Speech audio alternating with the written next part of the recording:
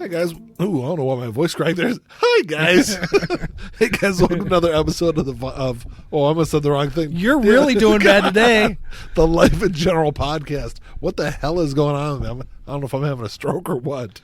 That would be the better scenario. I almost said the final 10, but Nope, this is Life in General, Nick. yeah, this is the podcast, not the YouTube channel. Right. I will say that that's one thing that always kind of gets me too is or it happens quite often. Someone's like, "Oh, I was listening to your podcast," and I was like, "Oh yeah, which episode?" And they'll say whatever, and I was like, "Oh no, that's the YouTube channel. That's not a podcast." Right. Yeah, they're very different things. They're very different things, but I don't know. People often they did interchange, I guess. But a YouTube channel is not a podcast. No. You can post podcasts on YouTube, but yeah, you can have a video. It's more of a vlog. Yeah, that'd be a vlog, I guess. But what's going on, Ian? Not much. There was something I was going to say, but shit, I don't remember what it was now. Nah, whatever. The whole fucking beginning really threw me off. Wow. My voice cracking, using the wrong name of the show. Good times. Sure, it's not dementia or something. It could be. What's going on, man? Anything new to talk about? What's going on in the life of Ian? Nothing. Nothing. It's always the same with me. Nothing, because you do nothing. I try to do nothing. Fortunately, I still have to do some stuff. Like work, yeah. Go out work and and come here to record. It's stuff, man. that's all you do. That is all I do. It's way more than I want to. I would have been quite content to just lay in bed and watch TV. Really, all day. I'm one of those people, like, I have to do something every day, even if it's not just every like day. Even if it's just like get up and go to the store. Nah. I've got to leave the house every day. No, I don't have to. In fact, like I said, I could have stayed in bed all day and just watched TV. I mean, I could do that for a couple of days. Eventually, I'd have to get up and go out somewhere, but not every day. I could probably, if out of 7 days, I could probably stay home and not do anything 4 or 5 of them. Really? Yeah. Yeah, there's... I mean, I do stuff at home, but I'm not, Yeah. There, on the rare occasion where I don't, like, leave the house at all during the day, I'll, like, leave the next day and I'll be like, wow, this feels kind of fucking weird. Wow. To be outside. No, I do, like I said, even if it's just like today I woke up and because I worked last night and I stayed up till, I got home at like midnight and, but I stayed up till 3 in the morning to do some schoolwork and, so they're working on the house next door. So they woke me up at like 9:30. Right. And I was like, well, I got like 5.5 hours of sleep. I might as well just get up and start my day. And I was like, oh, no, I have nothing to do. I drove down to Toledo and went to the record store and, just to get out. Yeah, I got up at 10 o'clock this morning. I just laid in bed and watched TV until I got up to leave. Come here. Nah. I'll do that sometimes, like, on days I work. I'll get up at like 10 and I'll stay in bed and play on my phone till at like 11. Right. And I'll get up and start my day. But, I mean, it depends. If I couldn't have found anything to watch or whatever, I probably wouldn't have stayed in bed so long. But, Yeah, I'm not someone that can, like, I can just, maybe like an hour, and that's like all I can do. After that, I got to get up and do something, start my day. Yeah. No, I'm quite content to just, like I said, I couldn't do it every single day like the rest of my life. There'd have to be days I'd have to What movie was that? Was WALL-E? Isn't that where like everyone was like, lived in reclined chair, chairs, and they float around. You want to be one of the WALL-E people? I mean, I like the idea of a gelatinous blob in a chair. That's the part I don't like because I'm getting there. I'm pushing that gelatinous blob already, and I need to pull that back a little bit. But the concept I like. Yeah, just like hanging out, doing nothing. Yeah. I don't know. No, it's not doing nothing. It's just not doing anything that someone else is making you do. No one's making you do anything. Well, I mean, in terms of like being responsible. Like when I'm at home, if I just want to do nothing, I'll do stuff. I'll read a book or I'll listen to records or watch a movie or even just clean stuff up. Straighten and organize my records or organize my Blu-rays and DVDs. Yeah. Stuff like that. But it's stuff I want to do. I'm not in a position where I have to do something else. Like when you're at work, you have to do the work that's provided to you.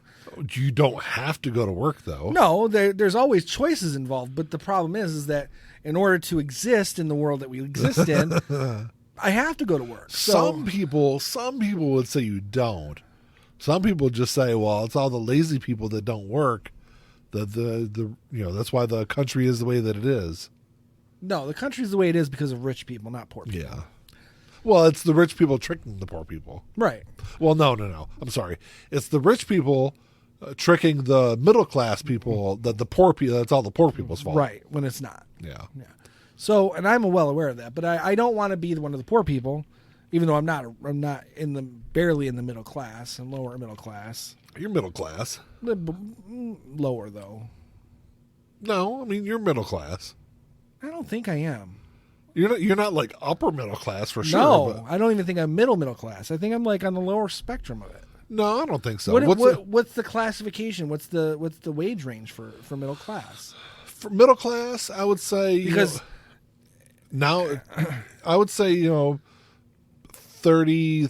to $100,000 a year. Yeah, but $30,000 is rough to live on, and I'm not making that much more than $30,000. You're making a lot more than you're making enough. I'll probably push 50, 55 this year. Yeah, but that's middle class. It still seems like it's on the lower side. But you have to remember, like once you get over $100,000 a year, you are in the top 10%.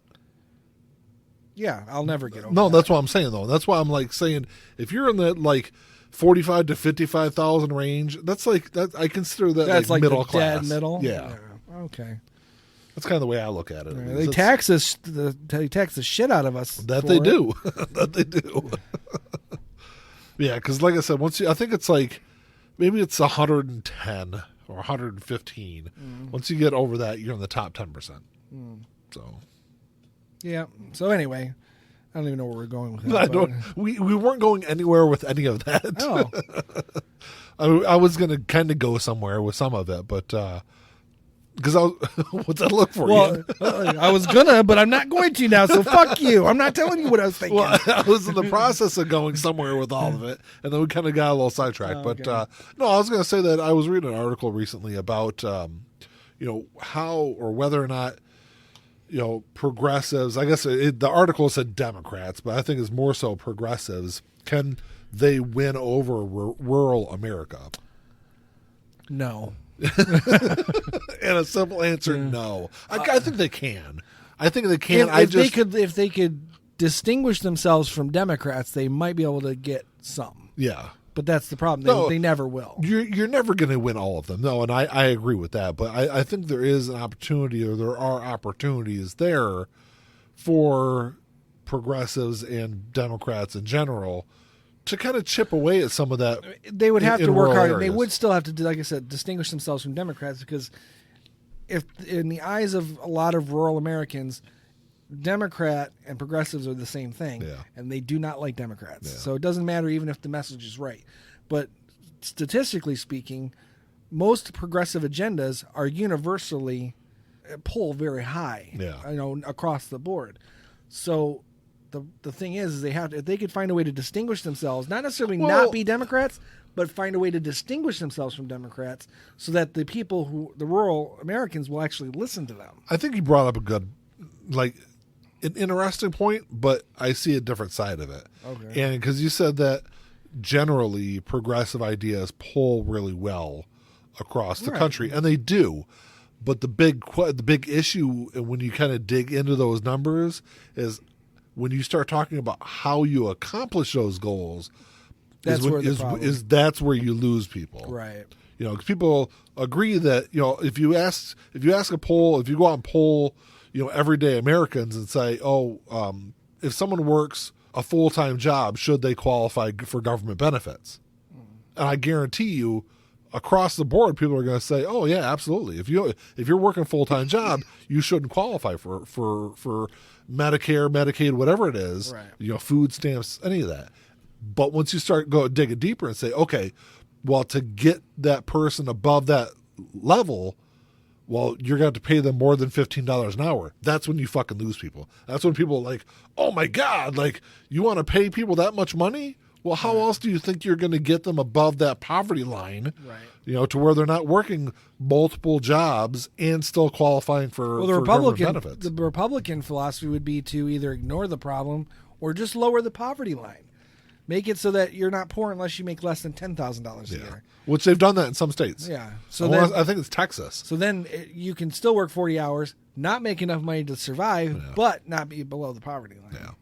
Because my thing has always been like, if you're working a full-time job, whatever it is, if you're working a full-time job at McDonald's, and I think they're a great example because I don't know if they still do it, but they used to do it when you would hire in, they would talk to you about like food stamps and like government benefits to new hires. And it's like, look, if you're someone that's working there, working a full-time job, let's say over 36 hours or more a week, if they're still qualifying for government benefits, that means me and you are subsidizing McDonald's. Right. Because McDonald's doesn't have to pay their employees, Right. but we are. Right.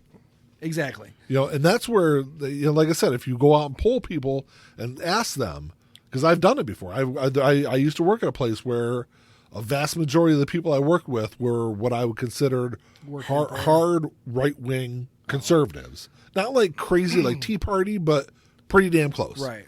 We'll say maybe like Reagan Republicans. I would say past Reagan Republicans.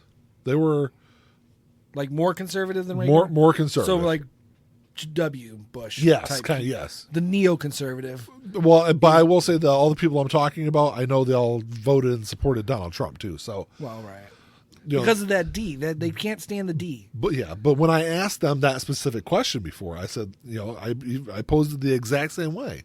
I said, look, if someone's working a full-time job, should they qualify? Should they have to be on? Should they qualify, like monetarily qualify for government benefits, whether it's food stamps, Medicaid, whatever? And I'm not shitting you. Every single one of them said absolutely not. Right. So I was like, okay, well, how do you get them to that point then? Right. And that's so once you get past the question, actually dig into how do you accomplish that. That's when you lose a lot of people. And we talked about how bad Democrats and progressives are at messaging things for fucking. To be completely honest, Ian, we've been complaining about it for like 30 fucking years. Right. Yeah. Because overall, at least for the most part, on the surface, their agendas are the right agendas. They're the right ways to go. That's Ian's drink, by the way. I'm opening up a soft drink. A soda. A carbonated beverage. Or if you're on the west side of Tennessee, it's a cold drink. Instead of a soft drink? A cold, I don't know. It's a cold drink. Because there's a lot of things that be a cold drink. I guess. Yours isn't very cold. It's been sitting on my counter for a while. But finish what you were saying. It's lower than room temperature. That's all that matters to me. But anyway, I kind of forgot where I was saying. Messaging is always been a problem because, like I said, on the surface, for the most part, Democrats, at least modern Democrats, see things as they are and have ideas, at least, towards maybe fixing a lot of the problems. Not all their ideas are right. We cannot argue that, but the end result is kind of universal and in the best interest of everybody. I think another issue that they have is who the messaging comes from, because there is a lot of hypocrisy in the Democratic Party or in progressives, and like. Take Nancy Pelosi is a punching bag of the right and the left because she needs to go.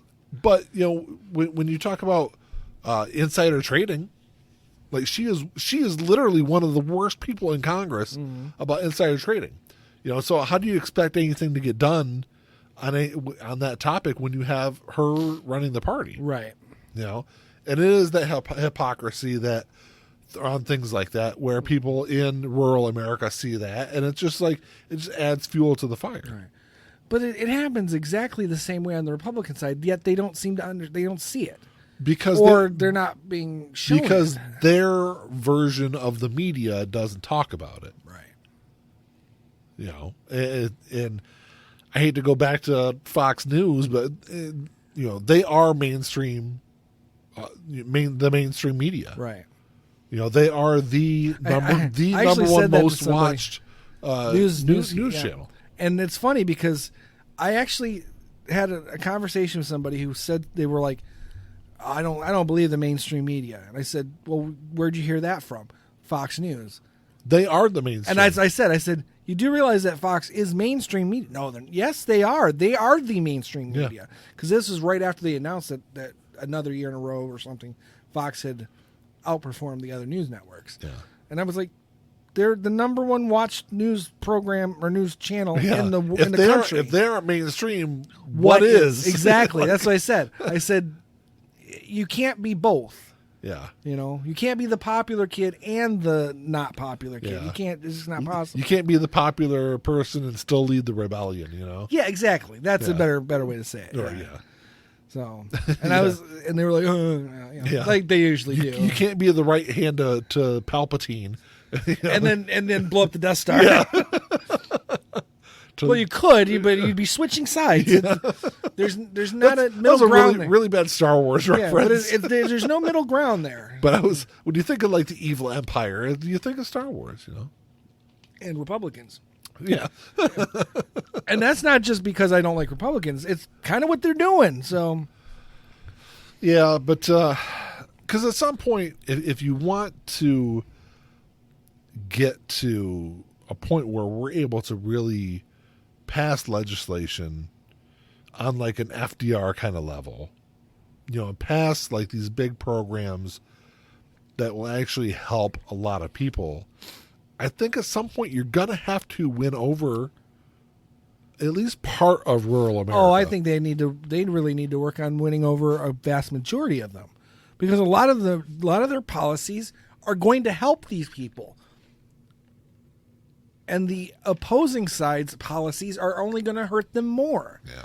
So, I mean, if you really want to make a difference, you need to get those ideas out to rural America and know where those ideas are coming from. But I think one of the issues, and we've talked about it before, that was one of the big issues in 2016 with Hillary Clinton's campaign is, they didn't campaign across the country. No, they didn't. There were states that they completely skipped right over.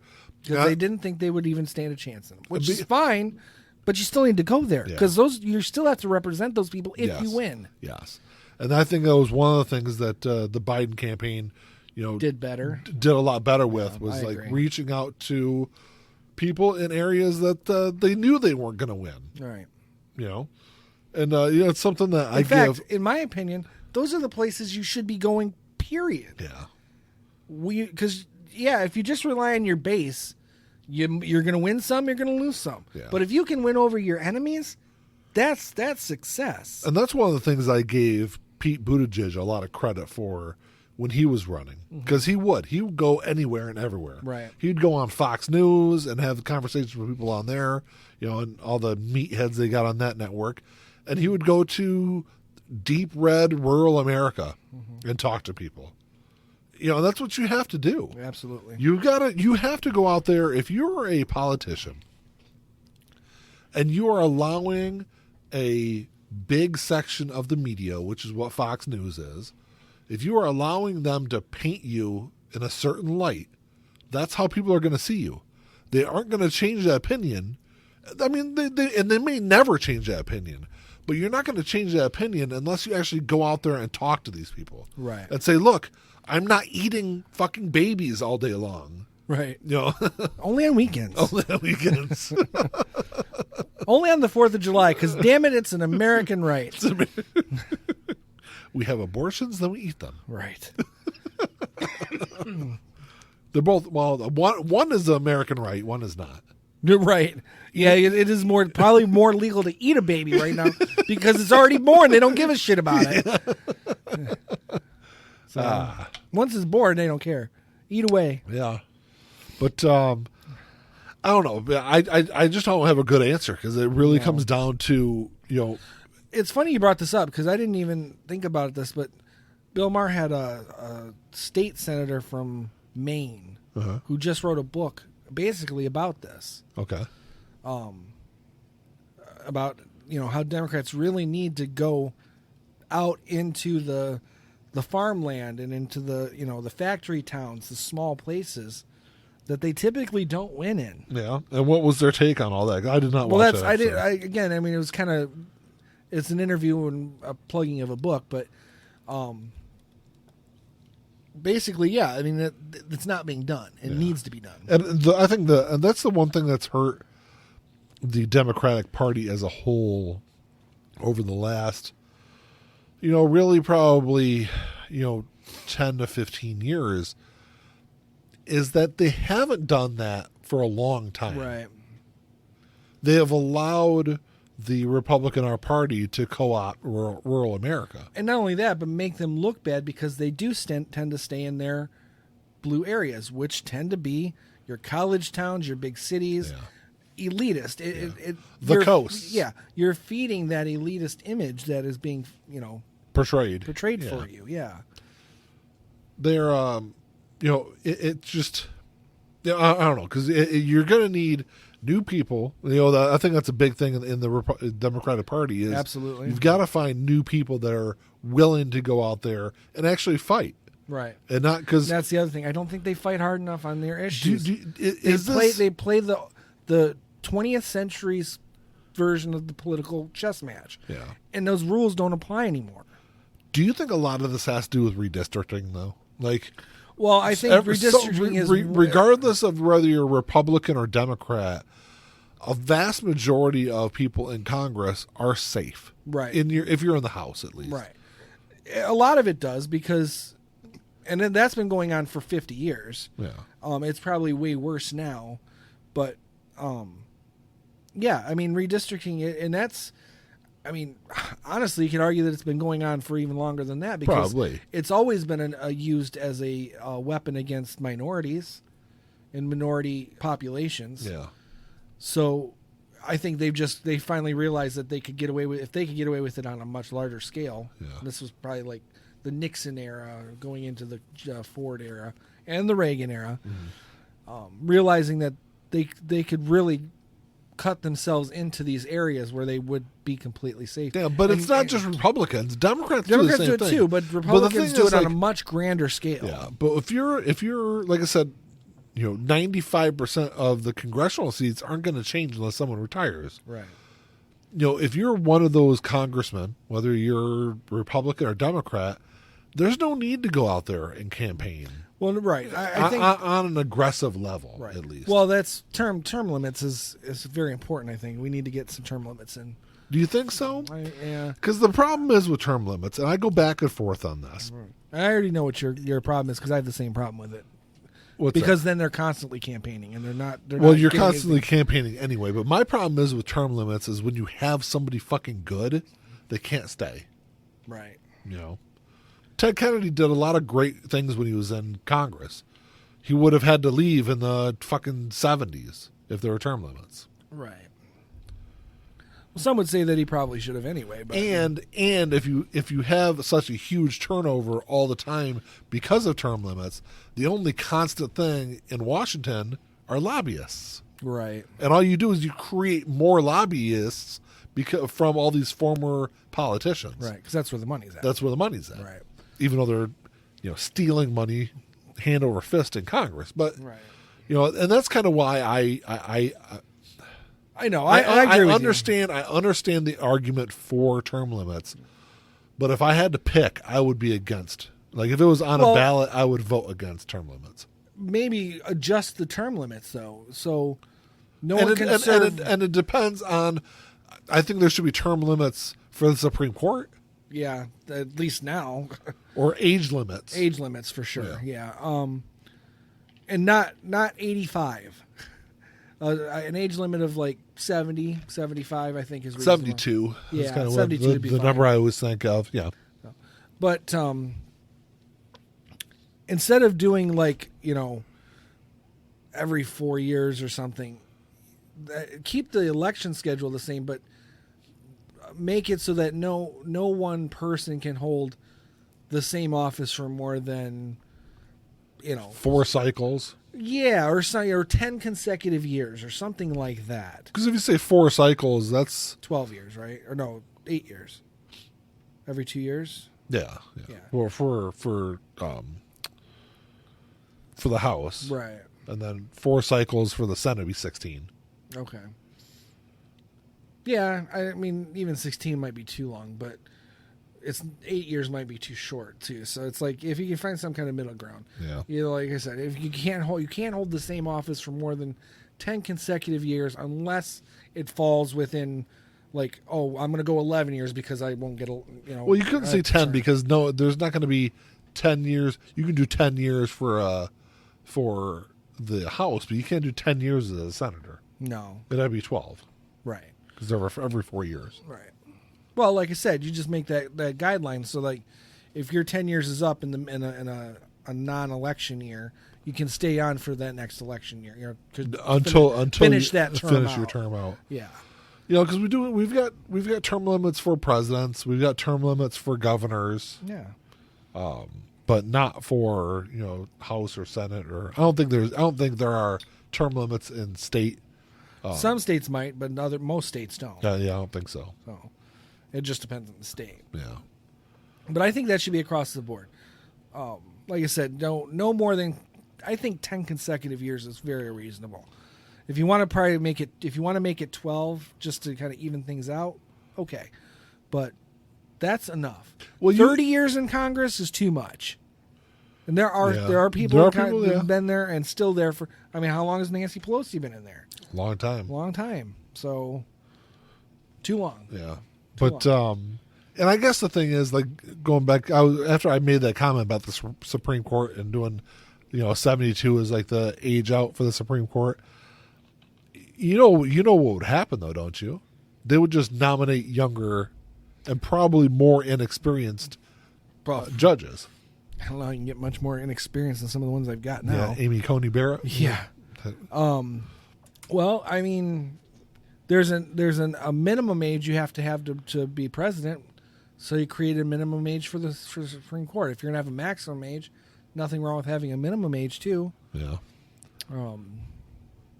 Tough part is that how do you, if you make it 40, they're gonna look for a 40-year-old, all the time. Yeah. Because that gives them 32 years they can be on the court. Exactly. And 32 years might be too long. Yeah. Because that's at least one whole generation.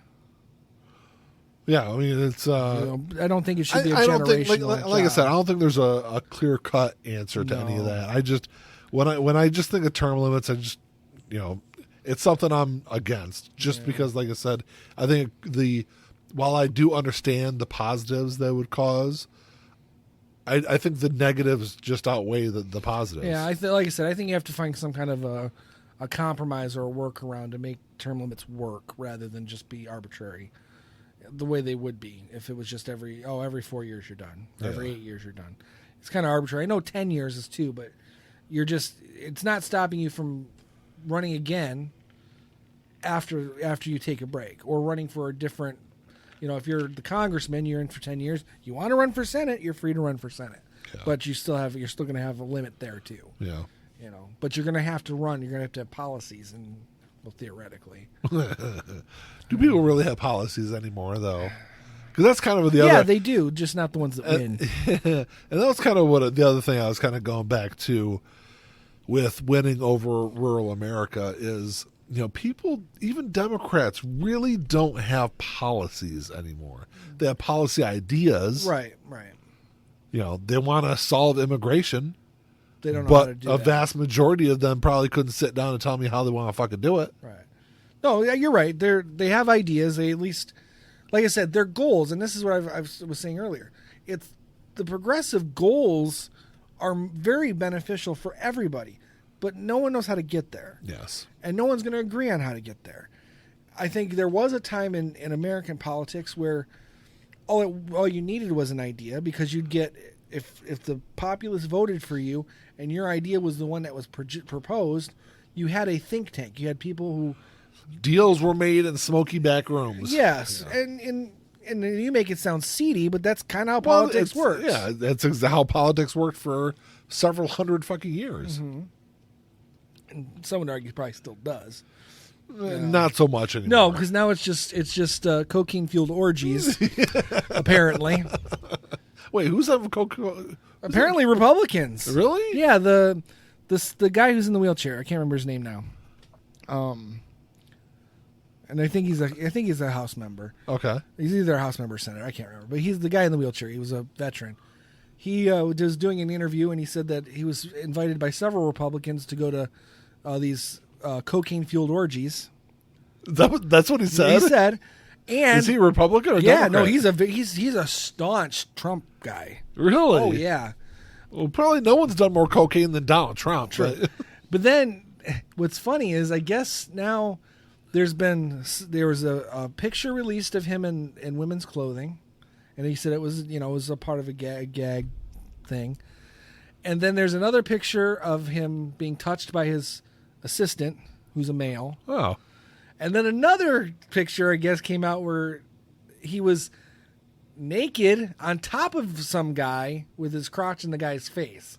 And that was a joke. These are all fake, right, though? I don't know. I'm just telling you what, I'm sure they are. I mean, I'm sure. Because that would have been, like, huge news, I would assume. Well, I heard about it, so that should tell you. What the hell is that guy's name? I don't know. I was just trying to Google it. I just Googled cocaine-fueled orgies. Madison Cawthorn? Yes, Madison Cawthorn. It says, I love the headline. Madison Cawthorn, GOP slammed for cocaine orgy claims and pro-weed speech. Let's see. Which is fine. I'm cool with that, but... It's from North Carolina. So these are the pictures of him with, like, women's lingerie on. And, for what it's worth, it just looks like he's having some fun with some girls. But that's from Politico. Oh, okay. So... I was trying to find the what he said about it. Oh, hold on. It says...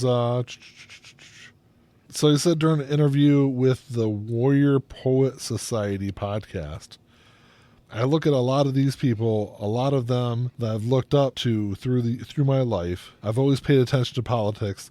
Then all of a sudden you get invited to, oh, hey, we're going to have a sexual get-together at one of our homes. You should come. And then you realize they're asking you to come to an orgy, is what he said. Additionally, Cawthorn also said that he has seen some unnamed politicians do a key bump of cocaine. I don't know what that is. Where you take a little bag of Coke or whatever, you stick your key in there and just snort it right off the key. Yeah, I've never done that. Oh, okay. I've never done cocaine, so the cocaine. I don't have any interest in cocaine. Yeah, you can't do cocaine now, Ian. Why? It would kill you. It would probably kill me. It would stop your heart. Maybe I should. Actually, cocaine is one of the leading causes of heart attack. I know. I have not family direct, but family who have died from it. I had I took care of a guy in when I was down in Toledo at the hospital down there that he was in the ICU. He came in cardiac arrest. His words, had been doing a lot of cocaine. Yep. I know someone who that died from a heart attack that was brought on by cocaine. A cocaine-induced cardiac arrest. Yeah, it's not a good thing. No, I wouldn't imagine. Once you get kind of old, especially like when he's talking about politicians doing coke, it's like, man, you're playing with fire there. Well, a lot of them have been doing it for so long, it probably doesn't even faze them that much. You think they're coke addicts in Congress? Yes. I don't know. They seem a little too uppity for me, for that kind of. Well, I mean, you've heard all the stories about what goes on in Skull and Bones and shit like that. All the weird sex stuff that they do. It's not very. Yeah, it's not very conservative. No, well, there is no such thing as conservative. That's the one thing I can say. Like, there's there was a post in a Facebook group for like my town a while back talking about why people moved to this area. And someone posted on there that they moved here for the rural and conservative values. What are conservative values? And that's, I'm like, what is that? Yeah. Like, what is conservative values? And what is rural values? Like, is that just like, I'm going to slam my pitchfork down, like, we don't like minorities? I mean, right. What else? Or no minorities and no gay people conservative? Subtext. That's kind of the way I took it. Yeah, it's subtext is we want, when we say conservative or rural values, what we're really saying is white people. Yeah. We just don't want to, we want to be around nothing but white people. Yeah. That's what they're saying. Captain Subtext kicks in. You are 100% right, because the person that posted that is in that Facebook group. There's a Facebook group I've been kicked out of multiple times and banned from for attacking them for being racists, like openly, blatantly fucking racist in their Facebook group. Yeah. And that person is in that group, so you are 100%. That's exactly what they fucking meant by it. But that's what I mean. Subtext is everything when it comes to what people say, and you can see it everywhere. You can see it in all of the rhetoric. Even the abortion issue. There's subtext there about women's places in society.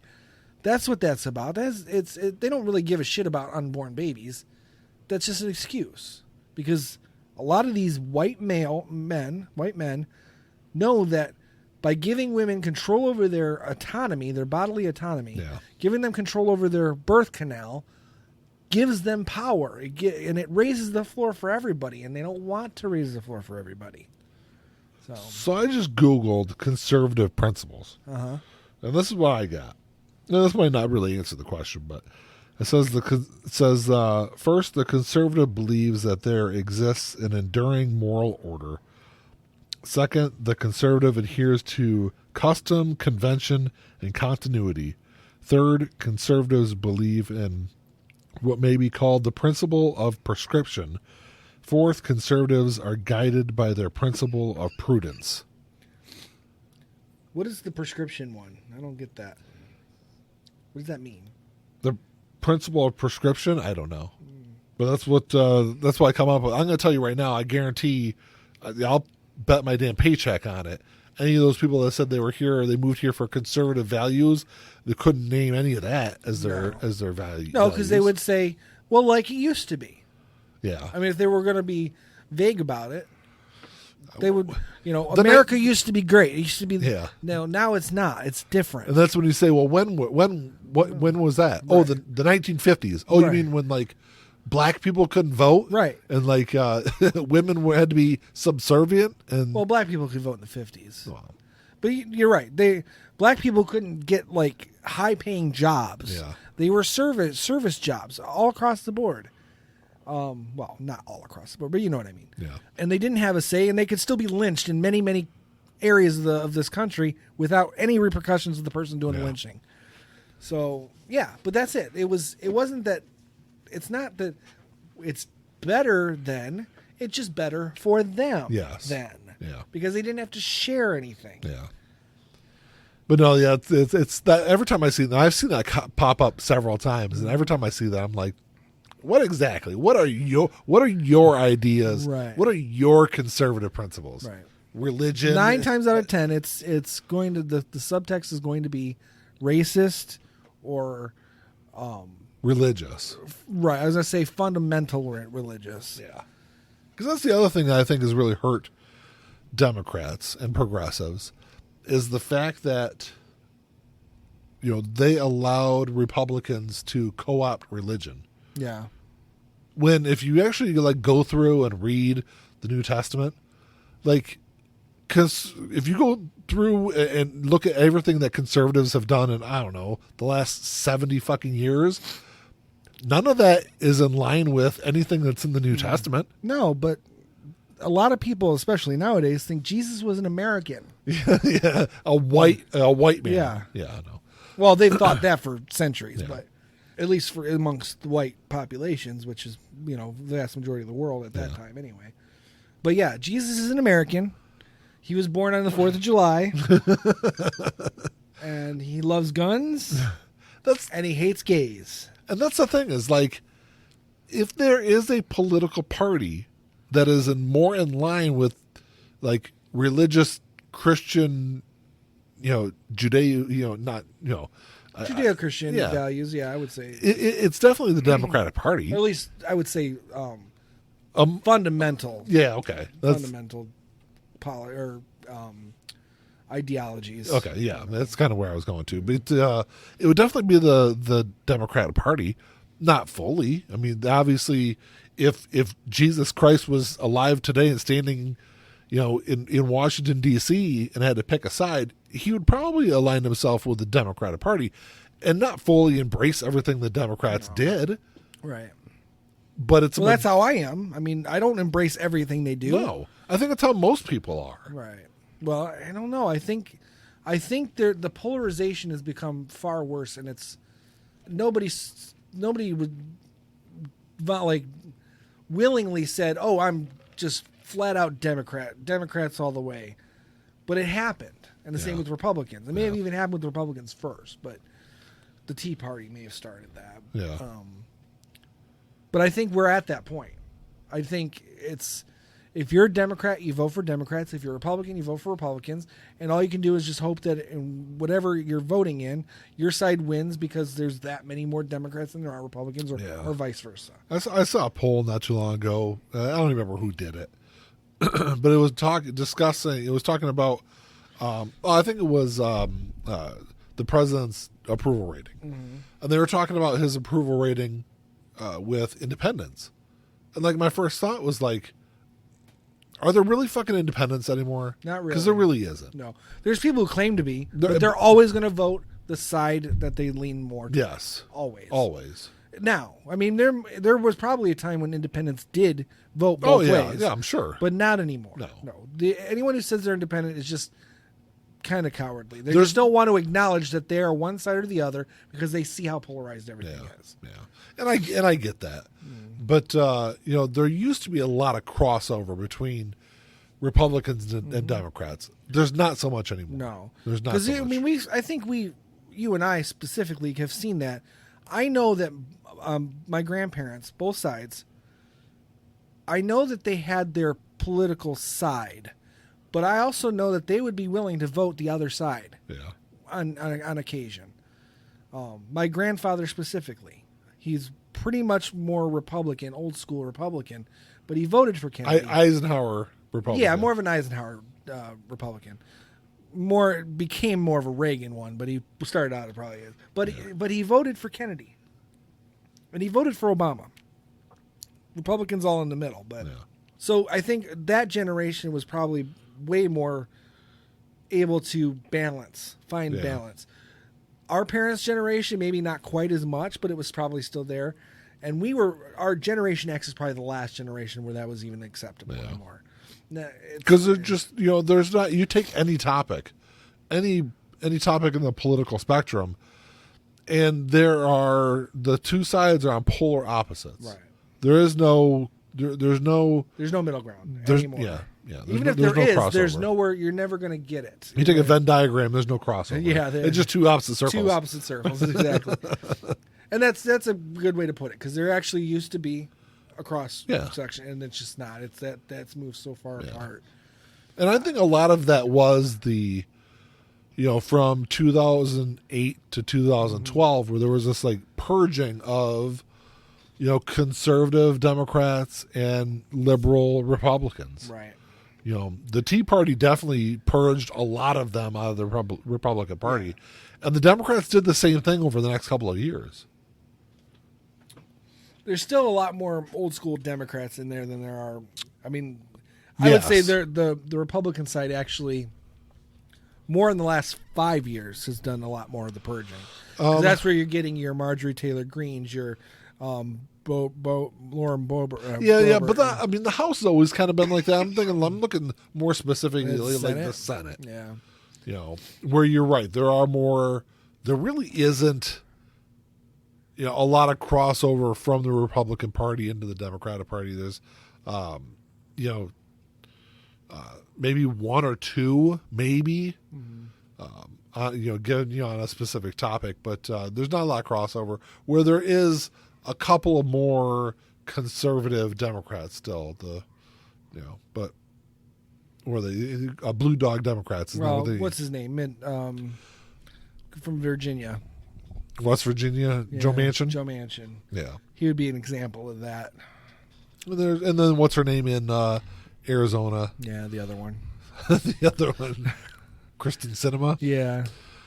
But, that's probably the two big ones. But, the Republicans do have, like, Susan Collins and things like that, too. But, Yeah, but they're still, if you look at their voting record. Mitt Romney, depending on the topic. Right. You look at their voting record over the last, say, 5 years, you'll see that they voted far more for the batshit crazy side of things than they did for the reasonable side of things. No, but I think that's because you have to.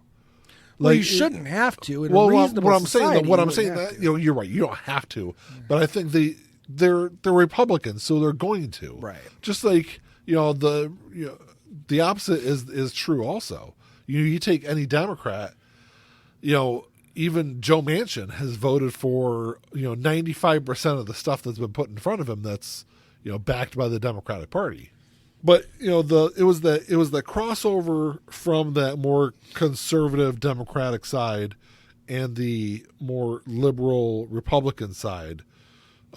It was those kind of gray areas that allowed an independent population to exist, or independent ideas or people to kind of call themselves a true independent and kind of go from one party to another, because you were able to when you had those two kind of in the middle that you could kind of look to as your political for your political ideology, I guess. Right. Yeah, I mean, I would have considered myself an independent at one point or another early on in my voting history, but it wasn't for very long. No. No, once I guess like early 2000s. Yeah, it was Bush who ruined it for me. Because at that election, the primaries leading up to that election, when John McCain was running in the primaries against W. Bush in 2000. Yeah. I liked McCain. I thought McCain had some good ideas. Yeah. And I thought, at least he was kind of seemed better than what Gore was in terms of just, I don't know. Gore always just seemed like he didn't have an idea in his head. Like he had one or two good ones, but he had no spine to fight for anything more than just the environment. Yeah, he seemed too much of a politician. Yeah, and like and not just a politician, a slimy politician. Just one who would just go with any flow that worked for him. You know. I mean, in retrospect, he may have been a better president, but who knows? I did vote for Gore because it wasn't McCain who got the nomination; it was Bush. And then with all the shit that happened with that, and then the behavior of George Bush. And I'm not saying he's obviously not as bad as another, but there were a lot of things that George Bush did, especially in those early years. The Iraq War is a big one for me. Yeah, it was a big one for a lot of people. That pretty much made it for me. I was probably never going to vote for Republican. Yeah, I never have. McCain might have been the first one in 2000. Yeah, but he shifted. He went and openly supported. He didn't even have to go as far as he did. He openly supported all of Bush's policies. And once he did that, I was like, I can't vote for you. Yeah, but I don't know. It's interesting to kind of look at and see kind of where, because it's been a long time coming. It's been this long, 60, 70, 80 year kind of sludge where the Republicans have kind of co-opted all this, this rural kind of ideology, and yet make all of their policies do nothing for them. Do nothing. But that's kind of the whole point of it. That's you kind of pull the wool over everyone's eyes, and you make them blame whatever it is, minorities or the cities or the coasts or rich people or black people. You always never make them blame the rich people. No, I know, but you always make somebody else the boogeyman is what you do. Right. No, they will go after the rich, but they won't call them rich. They'll call them elite. Yeah. Go after the elite. The Washington elite. Exactly. The media, the Hollywood elite. Yeah. My favorite was when Trump was running for president, and he kept talking about how he was going to drain the swamp. And then he just brings in all the same people. Well, if anything, he made the swamp worse. Because the people he brought in were slimy fucking people. But, I don't know, man. If you got any questions or comments, you can email us at lifeingeneralpod@gmail.com. You can hit us up on Facebook. Mm-hmm. And, I don't know, that's about all I got, man. Anything else? No, system's fucked. We're all going to hell. No, I don't believe in hell, but the system's fucked. All right, man. Until next time. Talk to y'all later. Peace.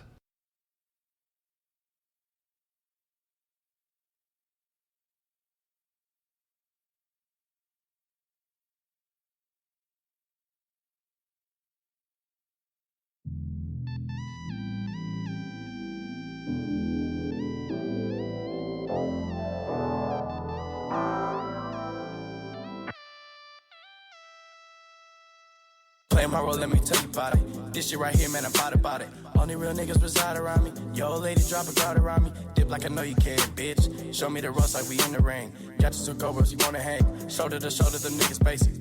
You know I won't lie. You know that I ain't for that fuck shit. You niggas alright, but I'm way better and she love it. Know that y'all sick as fuck.